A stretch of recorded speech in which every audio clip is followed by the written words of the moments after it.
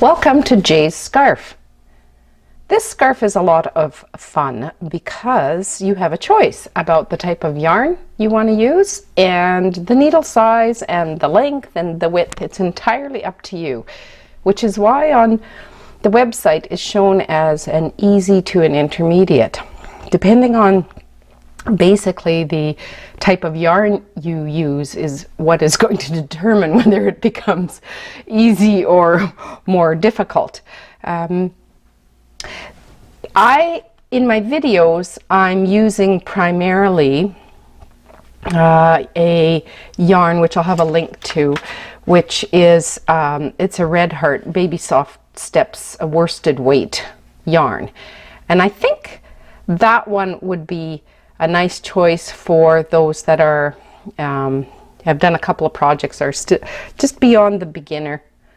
It shows as a 4 on the chart that describes the yarn, so it's using a 4 or 5 millimeter needle. If you are a beginner, I'd actually recommend going into something much chunkier. So this is a super bulky yarn, would be a 6 on the little chart that's attached to the yarn. It'd be a 6. It's a super bulky.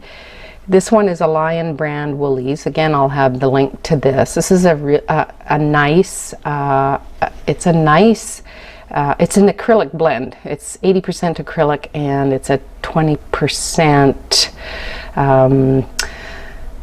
no, sorry, yeah, it's a 20% wool and an 80% acrylic. So it's nice. It feels nice, and it's nice and large. It doesn't take long to knit up. This one's a bit finer, so it would take a little longer to knit up. Again, it depends on what you're doing, like what you decide to do, the sizing. And then this would be for those that I would say are at an intermediate level. This is a fingering yarn. This one happens to be through Knit Picks. It's a Stroll fingering yarn. I'll have a link to that.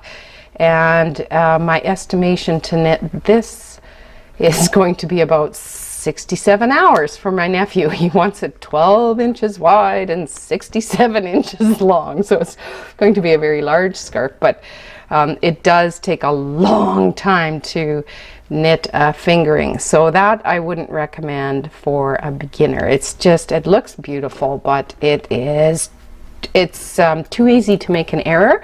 If you use either of these or something similar, say in the 4 to 6 category of yarn thickness, I think you would enjoy it as a beginner, especially using a 6. So I'll have links to that on the website. Well, the other thing I'd recommend when you're choosing your yarn,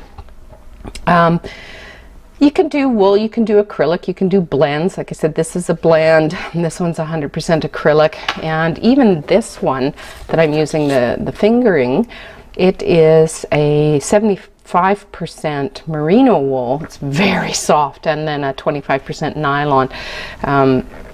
So notice this one's variegated in color, and as is this, and this one's more like a tweed look. But the one thing that you should be aware of, because this is the linen stitch, I don't think I would use a yarn that is like knobby or nubby, where the yarn strand goes thick, thin, thick, thin, thick, thin. I don't think it would show the linen stitch pattern well, and you'd be probably best advised to pick a different kind of stitch if you're going to knit with that, or a boucle, which is quite loopy and fuzzy. That also would not show the linen stitch, and also just like a mohair. I don't think something that's fuzzy wouldn't show the linen stitch. So if you're going to use a yarn like that, maybe pick a different kind of a stitch for your scarf. But if you just want to use just a good strand of yarn, it can have variances in color, that's fine, but something that reflects the linen stitch, which is really cool. It's a really cool, it's like you're weaving, really. It's a really cool, nice, thick, warm scarf. Right? And the pattern is pretty simple. I've got, you're choosing your own yarn, you're choosing your own needle size. The thicker the yarn, the larger the needle size. The thinner the yarn, like this fingering yarn, obviously the smaller the needle size. This is a 3.75 millimeter, and I did this super bulky on a 9 millimeter. So beginner, yes, yes, yes. Definitely do larger needle size.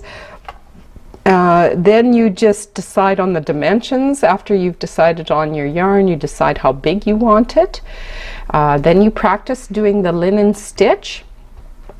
And then in that practicing, I want you to make a tension swatch that's 30 stitches long. And there is a video that I have that will tell you how to calculate how many stitches you need to cast on. So you look for that video.